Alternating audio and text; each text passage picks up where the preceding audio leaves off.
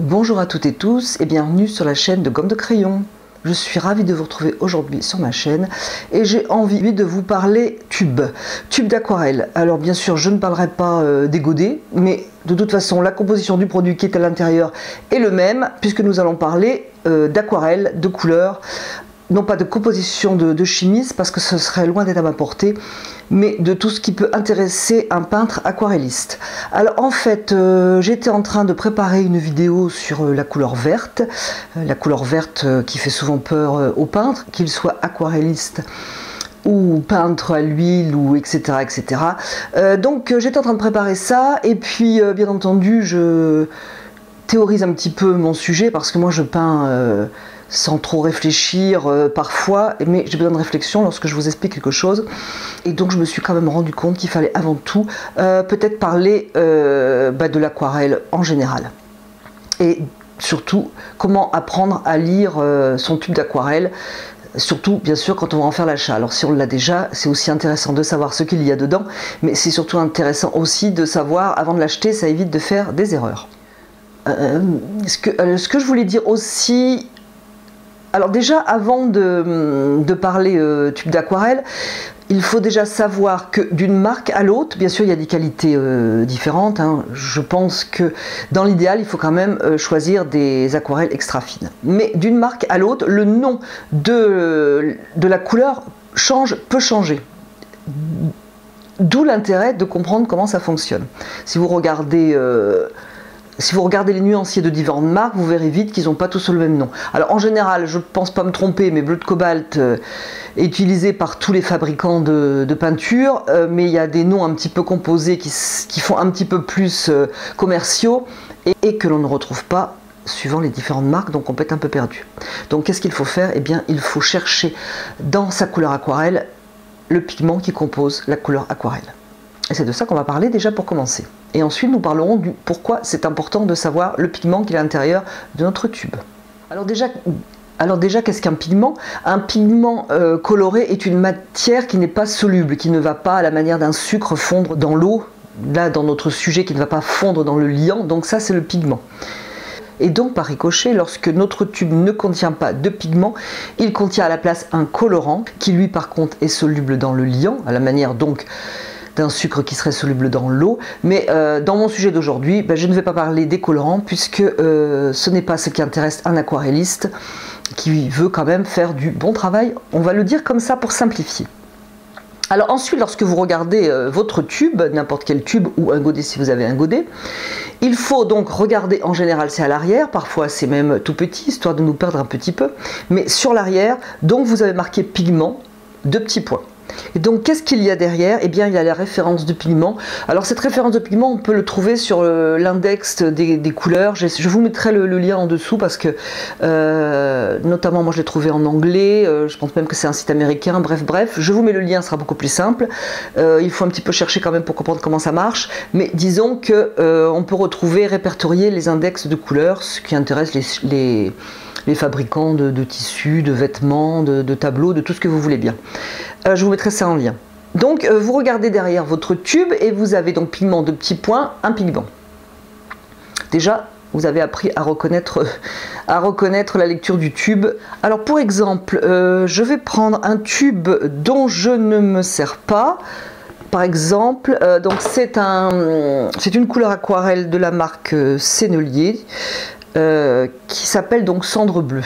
Alors cendre bleue, c'est une couleur en fait un peu ancienne parce que j'ai regardé, j'ai trouvé beaucoup de marques qui appellent cette couleur cendre bleue, ce qui n'est pas le cas pour tous les noms de couleurs comme je vous le disais tout à l'heure, mais bon là j'ai retrouvé cendre bleue un peu partout. Donc je le retourne, je regarde derrière pigment. Donc moi j'ai 2 pigments, PB 15.3 et pigment PW4. Alors le P veut dire pigment. Nous sommes tranquilles avec ça. Le premier B, le B de mon PB 153, le B est donc bleu. Donc la première lettre est un P, ça veut dire que c'est un pigment. La deuxième est le début de la couleur en question, qui est bien sûr écrit en anglais, histoire de nous compliquer un petit peu plus. Donc moi, j'ai 2 pigments dans ma couleur. Ça veut donc dire que si je le mélange par exemple avec un autre tube, alors cette couleur est très jolie, je l'aime beaucoup, hors de quinacridone, excusez-moi je croche un peu, J'aime beaucoup, je m'en sers tout seul ou vraiment sans gros mélange et je vais vous expliquer pourquoi. Donc si je retourne mon tube, déjà il faut mettre ses lunettes éventuellement parce que c'est écrit vraiment tout petit.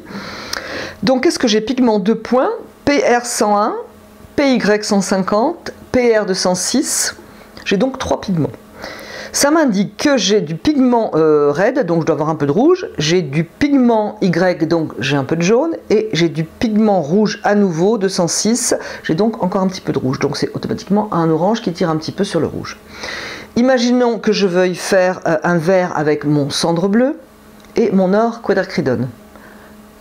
Je vais donc mélanger 2 pigments ici, 3 pigments ici. Qu'est-ce que ça va me donner? Je ne suis pas bonne en calcul, mais j'arrive quand même à faire le mélange. Ça me donne 5 pigments.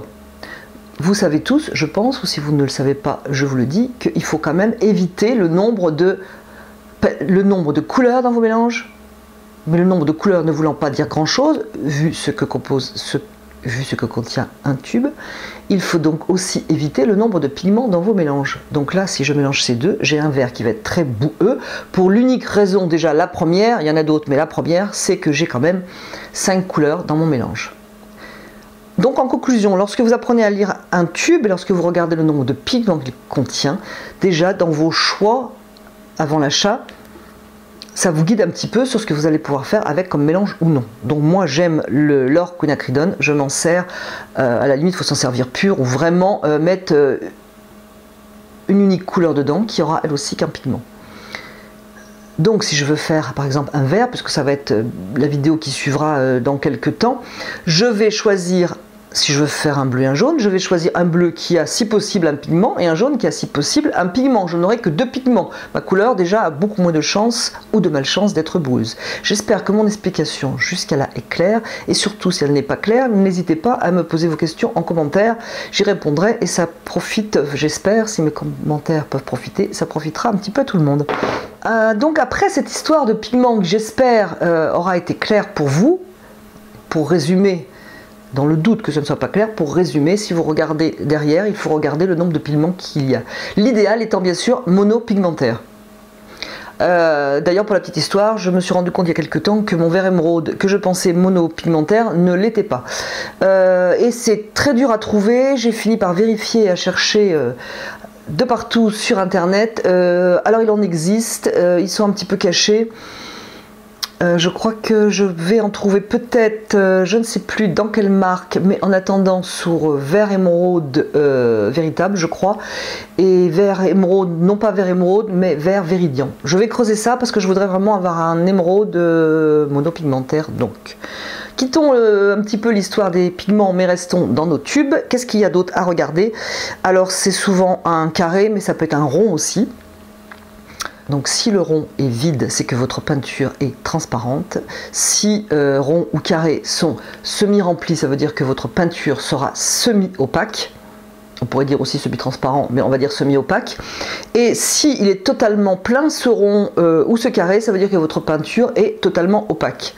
Pensez donc simplement, au moins lorsque vous commencez vos aquarelles, à toujours les faire avec des peintures transparentes. Déjà, pour commencer, vous les faites avec des peintures transparentes. Lorsque vous aurez un petit peu plus l'habitude de peindre à l'aquarelle, un petit peu plus de dextérité, je dirais, vous pourrez soit mettre quelques touches de peinture opaque, mais enfin allez-y quand même doucement, sinon ça va bien plomber, et aussi vous servir de vos peintures opaques dans certains mélanges. Je pense en parler dans d'autres vidéos sur le sujet des couleurs. Qu'est-ce qu'il est intéressant aussi de savoir de nos couleurs? Et là, eh bien, le mystère va entourer ce sujet, puisque c'est très difficile chez les fabricants de savoir si une couleur va granuler ou non. Alors granuler, ça veut dire lorsque vous faites par exemple un lavis, on va imaginer, c'est plus simple, donc vous faites un lavis et vous voyez bien qu'il y a comme des petits grains qui apparaissent dans votre couleur. Notamment lorsque ça va être sec, ça va faire légèrement granuleux, ou alors ça fait de légères stries, ce n'est pas vraiment uni. Alors granuleux, c'est intéressant lorsque c'est prévu, par exemple, je ne sais pas moi, un rocher, mettons, je voudrais peindre un rocher, j'aurais plutôt envie que ce soit légèrement granuleux, donc c'est intéressant, j'ai besoin de le savoir.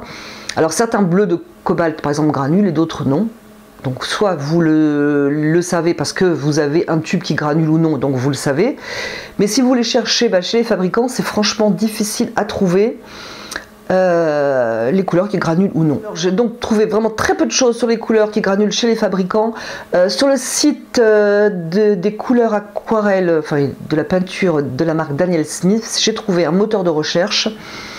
Donc vous mettez les couleurs que vous voulez par exemple, et vous pouvez aussi indiquer granuleux. Et donc ça je suppose que du coup ça trie uniquement les couleurs granuleuses. Par contre j'ai vérifié, si par exemple je clique sur la couleur bleue de cobalt par exemple, ça ne m'indique pas si la couleur est granuleuse ou non. Alors je trouve que c'est dommage que les fabricants ne l'indiquent pas. A priori, granuleux s'indique avec la lettre G, mais bon, moi je n'ai pas trouvé trace, même j'ai farfouillé dans mes tubes, j'ai rien trouvé de tout ça. Donc si quelqu'un a ça sur ses tubes, eh bien écoutez, qu'il l'indique en commentaire, il sera remercié grandement par la communauté des aquarellistes qui cherchent la granulation dans leurs couleurs. Donc lorsque l'on cherche à comprendre un petit peu ce qu'il y a dans les tubes, il y a aussi à regarder dans quelle classe ils appartiennent au niveau de la résistance à la lumière. Alors ça varie suivant les couleurs, je vous invite à regarder parce que là par contre j'ai pas fait le tri. Il est évident que si vous êtes en aquarelle étude, ça va moins résister. L'aquarelle étude est intéressante si on se lance, on sait pas trop si on va aimer ça, etc. etc. Donc c'est assez sympathique de ne pas faire trop de frais, mais vous allez vite être un petit peu limité. Notamment parce que ça ne sera peut-être pas de vrais pigments mais plutôt des colorants. Donc ça me semble quand même intéressant de prendre des aquarelles plutôt extra fines.